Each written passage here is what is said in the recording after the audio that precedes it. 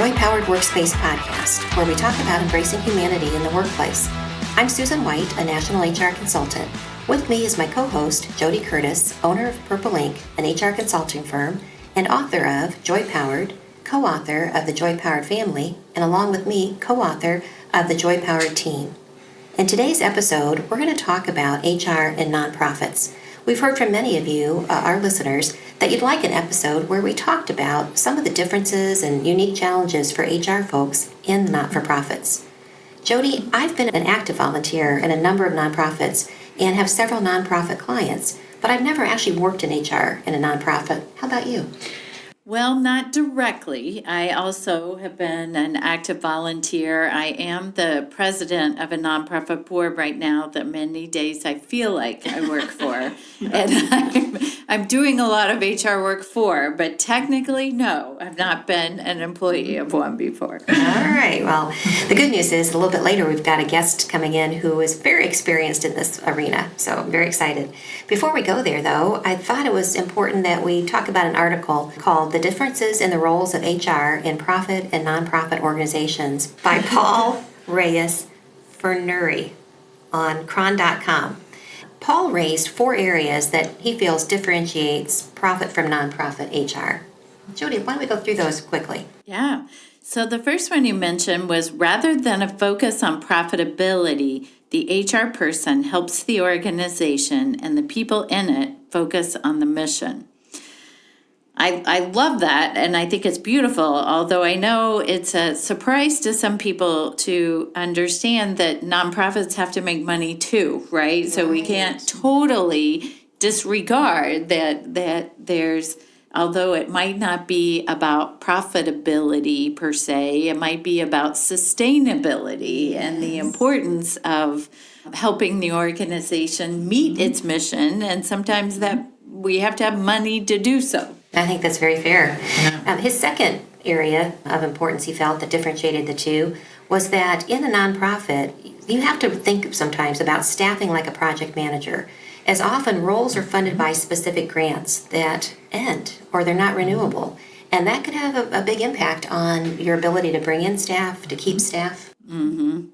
And not always have administrative staff there to support the teams or the organizations. It seems like in many, especially I think in smaller nonprofit organizations, people become more of a jack of many trades, right? You have lots of different functions and need to step up to the plate. I was actually at a dinner last night in Indiana for the Best Places to Work dinner. And on my way out, which is a very fun and unique event, by the way, but on my way out, I ran into the HR director of the HR Indiana Chamber, who was running around like a volunteer, so it made me think of our podcast that we were recording today, that she certainly was not serving in an HR capacity last night, but as an event worker at one of their biggest events of the year, probably the biggest event of the year. I would think that nonprofit HR folks very rarely ever say, hey, that's not my job. Right. They just jump in. Right. The third one is managing unpaid staff. Boy, we could probably do a whole nother podcast on this topic, right, of working with volunteers, which has some very unique challenges of how to hold them accountable, of how to keep them motivated, of how to keep them engaged.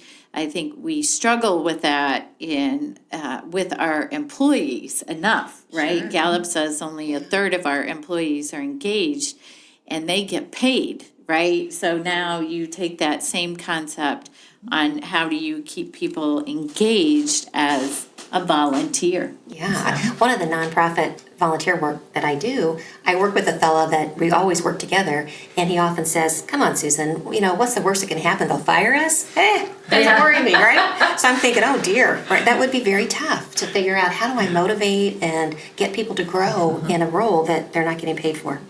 Well, the fourth and final area of difference that Paul points out is you've got to be able in the nonprofit world to be able to recruit like the big boys, because you need to have talent in order to run your organization, just like the organizations you're competing with in the for-profit world that may have salary dollars that they can draw upon that are bigger and better, bonus, other perks to compete with this war on talent. Yeah. Which I also think that's an interesting topic too. I think we hear about this in the media sometimes for like the national executive directors or presidents of nonprofits like the American Red Cross, right? Or I was going to say like the NC2A. oh, right. So those big organizations that are nonprofits that people get frustrated that, oh, I can't believe they're paying those people $200,000, $500,000, $1 million for a nonprofit. But yet, those are large organizations that run like the big boys, right? And if they want to get that top talent, it's not just about paying them in the nonprofit space. They're competing with CEOs and other leadership positions in the for-profit space as well. That's right. So lots and lots of challenges, which makes us very lucky to have a subject matter expert today in the area of HR in the nonprofit world. As you know, ratings and reviews on Apple Podcasts can help people find our show. So we're setting a goal to have 25 ratings and reviews by the end of August 2019. We'd really appreciate it if you'd go out there and let us know what you think of the podcast. And to add a little more joy power to this goal, we're going to send one lucky reviewer a free copy of our new book, The Joy Power Team. So if you write a review, make sure you listen to our episode on September 9 to find out if you've won. Remember, to be eligible to win the book, you have to review us on Apple Podcasts by August 31st. We're excited to see your feedback. It's Nancy Ulrichs, who in fact manages HR in a very vibrant nonprofit, as she is the Chief Talent Officer of United Way of Central Indiana. Nancy is an author, international speaker, and talent management expert who has deep experience in nonprofit, for-profit, and self-employment. Nancy is the author of 3 books, Competing for Talent, Key Recruitment and Retention Strategies for Becoming an Employer of Choice, The Manager of Choice, 5 Competencies for Developing Top Talent, and Igniting Gen B and Gen V, the New Rules of Engagement for Boomers, Veterans, and Other Long-Termers. Welcome, Nancy. Thank you. I'm so delighted to be here. We're so thrilled to have you, Nancy. You truly are known in our community as an expert in so many areas of not only HR and talent, but also specifically now in the nonprofit community as well. Yes. Thank you. Nancy, would you mind telling us a little bit about your role at United Way? Sure. This is actually my second tour of United Way. I was there for 5 years, away for 5 years, working for a global leadership development firm, and then invited to come back. So I feel very honored. I'm responsible for talent management strategies, including recruiting and retention, change management, diversity and inclusion, team member and leader development, and succession planning, and other duties as assigned. Nancy, you're what they call a boomerang employee. Yes, Yeah. I am. We have 110 employees at United Way, and I'm very fortunate to have what I regard as a complete and very strong team in talent management. I have a director of talent management, I have a manager of talent development and performance, and I have a talent management associate who's also my executive assistant. So I'm very fortunate. Nice. That's great. And I can truly focus on strategy. Yeah. And as you just mentioned, you recently spent some time in the for-profit area, but also earlier in your career, you spent time in for-profit. So I think you're a good resource for us to ask. Also, it's not that you only understand the challenges in the nonprofit world, but you face them outside as well. So, but what are some of those unique challenges you see that HR leaders face in nonprofits? You know, you mentioned some of them earlier. Not-for-profits are typically thinly staffed. And so I would say that everyone wears multiple hats. I've joked that everyone has a job and a half or two jobs. And so the people who you hire have to be very passionate about their work and very dedicated because it's not easy. I would say another difference is that you work within very specific budgets and overhead requirements. Yeah. Where a for-profit could go out and get a credit line and go over their budget because they know somehow that sales are going to pick up and they'll be able to pay it back. A not-for-profit cannot do that. And so it requires a lot of ingenuity and creativity in terms of getting your goals done without having a budget that you can exceed, and it's usually a tight budget. But I've found that people are remarkably creative. And so I think that that's not necessarily a bad thing. One of the things that you mentioned was at a lot of not-for-profits, there is at least an assumption that they will be paid below market. And so that tends to drive turnover. So you have to come up with strategies so that doesn't happen. And I will tell you that my solution after doing the math on what is the cost of turnover, you are not ahead by continuing to pay your employees below market. You keep making it up in late projects and things that you can't do, and projects that have to be pushed to the back because you don't have somebody who's ready to take it on, or you have an opening. So we seek outside consultants to help us to price our jobs to be competitive with for-profit as well as not-for-profit. We can't lead the market, Sure. but we can sure be in the middle of it. Right. And That's probably very smart. it takes away that concern that people are leaving for more money. I rarely have someone say that, but when they do, I always ask them, what aren't we paying you enough to put up with? And almost always, it's not the money that's important, it's what they're having to deal with, whatever the challenge is. Right. So those are some of the things that really stand out. Yeah.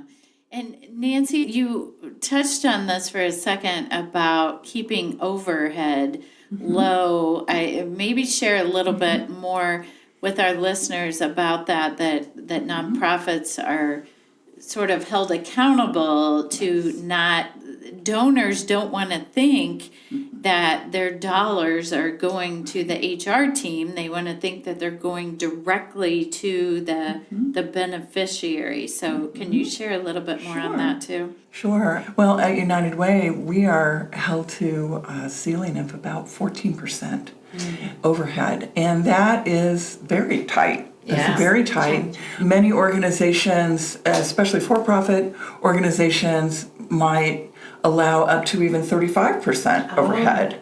So that's a tremendous difference. And it means that we do have to be pretty ingenious in terms of how we keep our costs down. So you want to have job descriptions that are totally honest. Right. This is not where you go to slow down in your career. Yes. You are not going to be slowing down. And I think if people walk in knowing that a lot is going to be asked of them, but that their effect on the community is felt no matter their role, no matter if they're in accounting or in HR or they're in fundraising or in the delivery of whatever the service is. For a lot of people, that's like money. It really is. Yeah. So, Nancy, what strategies might a nonprofit HR leader need to navigate in recruiting and retention in a red-hot hiring environment? Well, we certainly have one now. Yes, we do. Sure. We do. And as I mentioned earlier, we benchmark our salaries, and that's the start because you have to be competitive. It's your entree to even play. And I think that it may take some preparation to convince a board or the senior leadership that this will pay off, but it truly will. And we also, over time, we have evaluated our benefits against again, the marketplace, and even our retirement benefits. And so we didn't do it all at once. We did it over time, but we decided that there simply was no upside to having our employees leave because they needed to take care of their families. And they do, of course they do. So that's something that we've done over time. The next thing is that we post our job openings beyond our website. You certainly want to put it on your website, but there are a lot of free sites that are very valuable, as well as, of course, charitable advisors that everyone looks at to see what might be going on in the not-for-profit world in terms of new positions. Now, no organization could pay to post all of their openings. So you're choosy about what you think you would have the best result from by posting there. What do you mind sharing? What free ones do you tap into? Depends on the job, I'm sure. Well, we have some other goals that we're trying to achieve through recruiting. We have diversity and inclusion goals, and so we tend to seek out websites that will help us to be exposed to diverse candidates.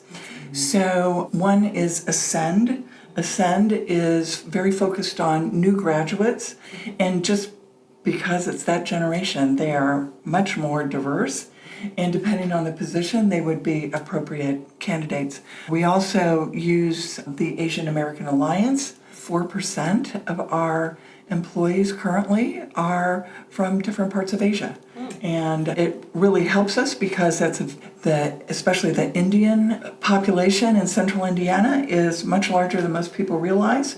We need to mirror the community we serve, and so that becomes very important. Easter Seals Crossroads helps us with exposure to veterans as well as individuals who have disabilities who could be very qualified for our positions. The Indiana Latino Institute is an organization that has a lot of referral sources in it. It has all of the Latino and Hispanic leaders in the community, or so many of them. We know that having a better relationship with them, sharing our job openings is going to help us to enter that market. The National Black MBA Association is one that we happen to have the current local president as one of our employees. Oh my God. And so, Nice. and we have a past president as one of our employees. So that's an organization that we have a good relationship with, and depending on the level of hiring, they have absolutely the right candidates for us. And last but not least, the Rainbow Chamber of Commerce, because at United Way, while the nation is about 3.5% reported LGBTQ citizens, we're at 7% self-identified, and these are some of our most important employees. So those are organizations that we always post with. We also ask our own employees not only for referrals, and we give a $100 referral bonus, and we find that anyone who is referred and hired tends to stay longer, they ramp up faster, and they're more productive on the job. So it's really worth reminding our employees to keep your eyes open for the people who are excited by change, want to build, enjoy a fast-paced environment, and are accountable, responsible people. But last but not least, we also post to Facebook and LinkedIn, and we ask our employees to repost our positions to their accounts. And that doesn't cost you anything. Right. And they have their own networks, and if you have the kind of people you'd like to clone, they're going to attract those get people. exposure for their friends. Yes. Beautiful. I think you've just given us a whole list of ways that nonprofits can be more creative. You mentioned earlier about having a lower budget or an administrative cap. It kind of forces you, or should force you, to be more creative. I'm not sure I've ever heard of any organization, for-profit or nonprofit, being that intentional about where they are posting positions. So even if you're not a nonprofit, that was an amazing list of organizations that that Nancy just mentioned, or even if many of our listeners are not in the Indiana area, but looking in who can you partner with in your city or in your state to do that. So bravo to you, Nancy, and to the United Way for seeking out those opportunities to post. We've also talked on a previous podcast about employee referral bonuses and how that's a very common offering for companies to have, but yet I forget our statistics unfortunately now, but of how low usage that is because employees forget they have it, right? Or companies assume that, well, our employees love working for us, so if they know someone, of course they're going to tell their friends. But they don't, right? We have to remind them. We have to ask them. I know we tell all of our clients, do you ask your employees to post this on your LinkedIn or Facebook or Twitter? Because that's what we're going to do at Purple Ink. And this is your company. So you should be posting this too. And did you catch Nancy's comment? It's free. It's free. So... That's my price point. Yes. So well done. And I would like to add one more tool for recruiting for not-for-profits, and it's your culture. Your website gives a potential job seeker a view into your culture if you let them. Right. So the photos that you have are very important.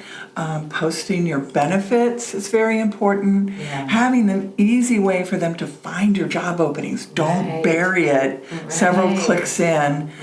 Try to show your space. You know, I know Purple Ink is not a not-for-profit, but you have fabulous space here. And it lends itself to being photographed. And so if you can also show a diverse array of your employees doing what they do, whether it's a fun event or they're working, you also help people to see themselves and say, you know, I would fit in here. More than half of, if you track who goes to your website, even though websites typically are built for donors or for recipients of services at not-for-profits, in every case that I know of, more than half of the people who go to your website are in fact job seekers. So you need to keep that in mind. It is a tremendous tool. It either pulls them in and attracts them or it repels them. And it would be good to ask some of your new hires, tell us about your experience with our website. Did you find what you were looking for? Clearly they're there, they've been hired, but it's interesting. They may give you very powerful tips on how to improve your website for job seekers. Yeah, love it. Glassdoor just released a report, 2019 recruiting and hiring stats. In there, they said that 35% of all job applicants at some point during the process are going to go and look at your website because they want to learn more about your culture and see if they can identify themselves there. So I think it's great advice you're giving, Nancy. Yeah, actually, I'm disappointed that it's not higher than 35%. But also going back to your statistic, Nancy, about the number of people that come to your website, I'm not sure exactly what that statistic is for for-profits, but I know that I think it's at least 50% as well. And the same thing for them, they think, oh, we're designing this website so people know how to find out about our products and services. And yet the majority of the users are job seekers. It is the same for for-profits. Oh, it is? It is. And the way that it's tracked is, what page do they go to first? Where do they go first? And if they go to careers first, there you got it. Right. That's what they're looking for. So, Nancy, are there any special regulations that HR teams need to comply with in nonprofits? I would tell you no, and that it's very important, especially for someone who is moving up in the organization. They have HR responsibilities, and they may think, because people may actually say, oh, we're just a not-for-profit, and as a reason to do or not to do things, from a legal standpoint, you're going to be held responsible as any for-profit would be, depending on the size of your organization. And so I would tell anyone who has HR responsibilities, join Indy SHRM. And also, even if you have to pay for it yourself, get a membership with the National SHRM organization so you have access to research. You can look it up and find out, am I doing the right thing? What might be some other strategies? I think that most of us who have been in human resources for a long time, we use both Indy SHRM as a resource and a peer group, and as well as the National SHRM research. So if someone tries to tell you that no, you don't have to do that, we're just a not-for-profit, be very wary and look it up or call someone in your peer group, because chances are pretty good that you're held to exactly the same legal standards as a for-profit. I think that's good advice, Nancy. And also, just to help people be aware, I think SHRM is the Society of Human Resource Management, but you don't actually have to be an HR professional to be a member. So if your nonprofit doesn't have a designated HR person, or the executive director or the CFO or the office manager is handling HR functions, you can still be a member of and join. Great. That's marvelous advice. Nancy, what do you think the best part is of working in HR at a nonprofit?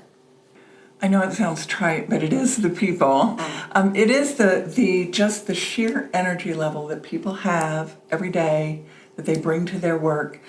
We tend not to attract people who are just there for a paycheck.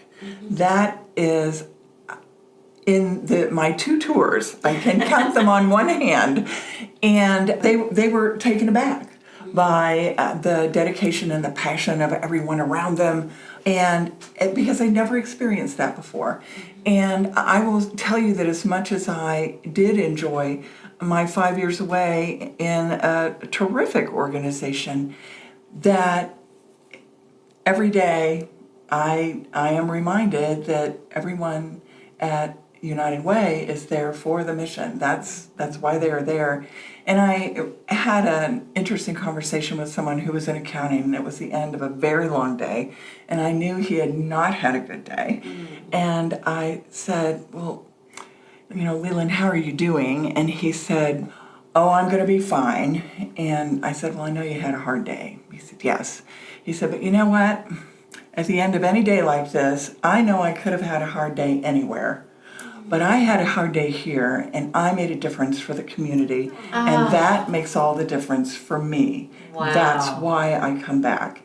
So that kind of approach is very energizing to me, because of course I have crazy full days too. and there are times where I have to remind myself, hey, you made a difference today, even beyond the immediate people who you've been working with, because of what they do in the community. Yeah, that's beautiful. Beautiful story. So, well, Nancy, as you mentor and advise HR professionals, and by the way, I know you do that because when I was starting Purple Ink, I reached out to you, and I'm not sure I've ever told you or said how thankful I am for the advice and counsel you gave to me early in my business. So thank you for that. Thank you. But what would you tell those who are considering going into HR at a nonprofit, and maybe how they should prepare themselves, if anything different?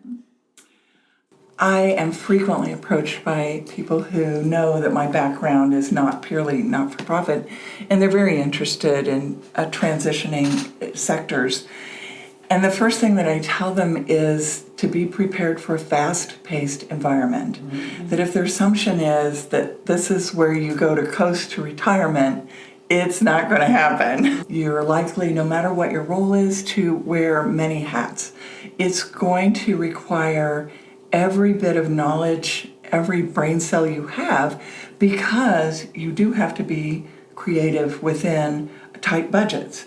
And they may not be used to having a tight budget or perhaps not having an administrative assistant or sharing an administrative assistant when they were used to having one who was dedicated to them. Yeah. I think it's important to take a look at, if you're going into HR, there is a wonderful resource through Charitable Advisors, the HR Peer Group. And I think that they not only bring in speakers to speak to not-for-profits about not-for-profits, but you have an automatic group that you can bounce things off of, and that can be very, very helpful. I do think that the larger peer group that you might have through Indy SHRM is very valuable also, and that you need to have that peer group for your transition. I think it's important to absolutely believe in the mission of the organization. If you think, yeah, it's fine, you're never going to make it because the passion of the people around you, you will notice the contrast.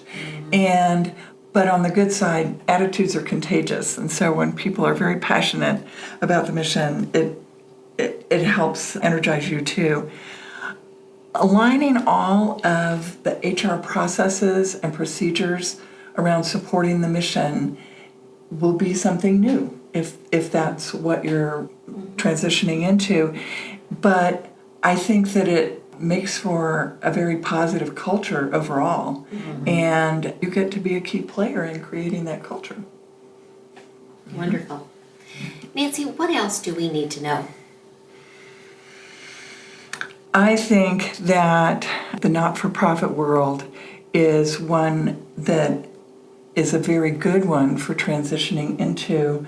I think a lot of people can bring their knowledge that they have from other environments because there's so much change going on in the not-for-profit world. All of us are looking at how can we drive revenue through different channels. Well, you have that in the for-profit world. We're looking at recruiting and retention. How do we attract and keep the best employees? Almost every organization recognizes that culture is a key bottom line affecting tool. And so if you haven't done much studying on change or culture, I think it would be a good idea because you frequently would be the only resource to others in the organization on those two subjects. Yeah. And they're so critical right now. It's a very competitive environment, not only for people, but also for dollars. And I think that this is truly HR's time to affect everything about the organization in a way that in the past perhaps IT did or operations, and we've made those changes, and now it's HR's turn. Wow, nice, well said. Nancy, how can someone reach out to you if they would like to have you speak in an event or buy one of your books? Okay. Well, I can easily be reached at the United Way website, uwci.org, Nancy at uwci.org. And my books are out of print now, actually. I wrote them all in the early 2000s, so you can get a real bargain on Amazon. The research still stands. I could update it, and I've just literally been too busy. Yeah. But I have a few other books up here. But I would be happy if somebody just cannot find a book, I probably have it, and they can reach out to me. Very nice. That's wonderful. We're so glad you came today. I feel like you really enlightened us in HR in the nonprofit world. Yes, well, thank you. It's been a pleasure. Well, it's been a pleasure for me too. Thank you very much. The Joy Powered Workspace podcast is sponsored by our new book, The Joy Powered Team. Jody and I wrote this book with 5 of our colleagues, and we can't wait for you to read it. The Joy Powered Team challenges you to choose joy for yourself and your teammates. Learn how to build inclusive teams, navigate workplace challenges, revitalize teams who falter, and thrive as teams evolve. Joy starts with you, whatever your role, industry, or area of expertise. Learn more about our new book and how to buy it at www.getjoypowered.com/books. That's www.getjoypowered.com/books. BOOKS. Jody, I know we both make concessions in our pricing for nonprofits when we're hired to do consulting with them. I actually learned that from you. And why did you start that? Well, I do it for three reasons. Number one, as you know, Nancy mentioned earlier, nonprofits typically have much tighter budget constraints around their administrative costs. So I try to help them with that. Number two, I do it because I believe in their missions, or if I didn't believe in their missions, I wouldn't give the discount. You would charge double. That's right. I want Purple Ink to be a part of their success in doing that as well. And for selfish reasons as well, many times when you're working with a nonprofit, you're getting exposure to board members who are working for for-profit organizations, so it can be an opportunity to earn their business as well. That is great. I have to tell you that the very first nonprofit that I worked for when I started my consulting business about 5 years ago, the executive director asked me to put together a training program on how to do performance reviews. You know, first of all, just like how to these people had never had a performance review system before. They created one and they just wanted training on how to do it. So I learned all about the organization and the people, and I just really got into it and got into their mission. So I went and I did it, and at the end of it, I sent my invoice, and the executive director said, "Susan, I'm sorry, but I know you put a lot more time and money in it, and if you don't go home and if you don't increase the amount on this, I'm going to feel guilty ever calling you again. And I want to work with you. So go back and give me a realistic invoice." So I have continued to work with these folks on and off over the last 5 years, and I still am crazy about them and their mission, but I do charge, maybe not my normal rate, but I charge a rate that they think's fair and I know is more than fair. Yeah, very well said. Well said. So this has been a great topic. I feel like I've learned a lot. I just want to put out the request to any of our listeners who work in nonprofit HR. If you have any other insights that you want to share with the rest of our Joy-Powered listeners, we would love to hear from you. Yes. So Susan, we have a listener question today. This question came from a listener in Nashville. She says, "I am reading more about digital interviews and one-way interviews. It feels a bit impersonal and not very joy-powered to me, and I wonder if we start using them, we might alienate great candidates who aren't comfortable videotaping themselves. What do you think?" Yeah, I've been talking about this for quite a while. Back when I worked in corporate America, at the very end of my stay there, we just started using HireVue, HIRE-VUE, for select jobs. And they're just one vendor who provides the option of doing digital interviews. So the candidate would get email once we pre-screened them, and they would get an email that had a link in there that had up to 10 questions where the candidate could then record themselves answering those questions. We always had a timeline, 3 to 5 days, that they had to have it done. We gave them unlimited practices, and you can decide when you're using it, whatever vendor you use, how many practices you want to allow the candidate to use. But they would then record themselves. When they were happy with it, within that 3 to 5 days, they could push the complete button and send it back to the recruiter, who would then look at all of the videos together and decide who to invite in for on-sites. The positives, there are positives and negatives to everything. The positive I see is that it really does reduce some of that bias that you can get when a recruiter talks to candidate after candidate over a pretty spread out period of time. This way, they're looking at all the candidates in a row, and they're getting a chance to make that decision without, anything in between clouding their mind or their memories.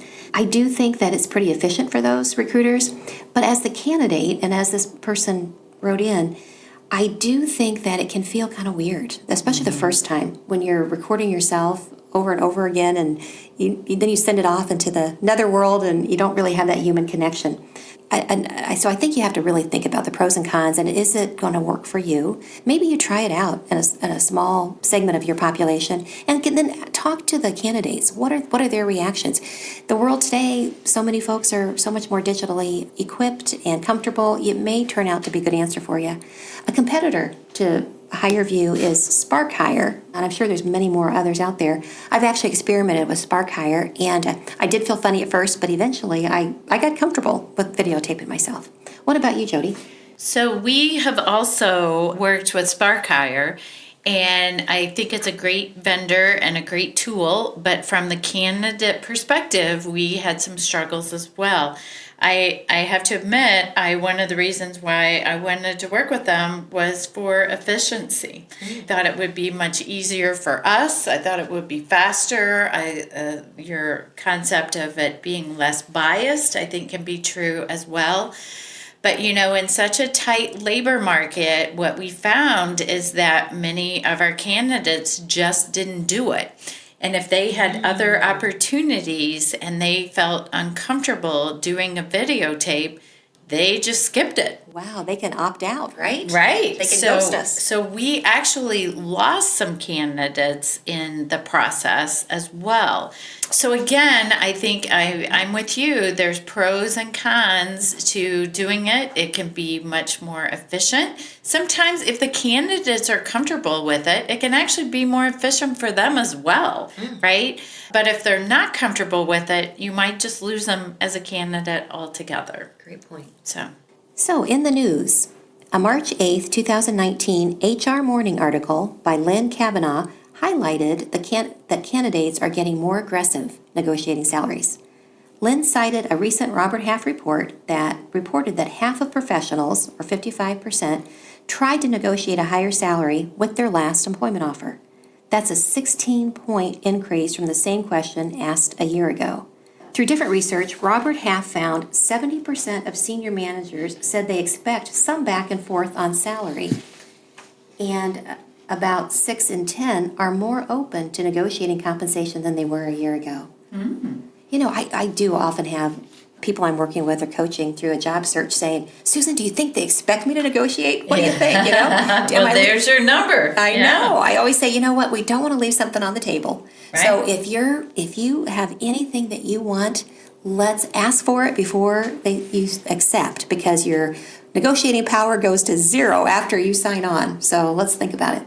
Right. Jody, there were 2 other Robert Half findings of interest that Lynn reported on. 68% of males employees tried to negotiate pay versus 45% of women. Yeah. Come on, women. Step up your game. We just heard that 60% of those hiring managers are open to that. So, Right. Yeah. More professionals ages 18 to 34, or 65%, asked for higher compensation compared to those ages 35 to 54, where only 55% did. And then age 55 and older, only 38% asked for more. Yeah. I'm thinking us baby boomers need to rethink this. That's right. That's right. I always tell people it doesn't hurt to ask. That's right. Right? You need to ask in a professional way, in a thoughtful way, not demanding it or not always expecting it, but it doesn't hurt to ask. And we actually have a podcast, one of our earlier ones we'd encourage you to look at, called Successful Salary Negotiations. We also picked that up, that particular episode, and dropped it into a combined launching your job search and negotiating salary. We hope that it'll help you do it artfully. Right. So finally, Lynn said, why is negotiating easier today than it has been in the past? And what she says is because, number one, there's increased competition for highly skilled workers. And then secondly, because there's a lot more access to salary information via the internet than there ever has been in the past. Right. So I think the benefit of that is then employees can support their need for that. This is what I'm finding. This is what the market value is. They can come with some data to support their increase. Exactly, which can be very powerful. Well, great. Well, thank you so much. Thank you, and have a joy-powered day. Please tune in next time. Thank you for listening today. If you've missed any of our podcasts, you can catch all episodes for free on iTunes, Google Play, Podbean, Spotify, or wherever you listen to podcasts by searching on the word Joy Powered. If you like our podcast, be sure to subscribe so you don't miss any upcoming episodes. And we'd love for you to rate and review us on iTunes. It helps people find our show.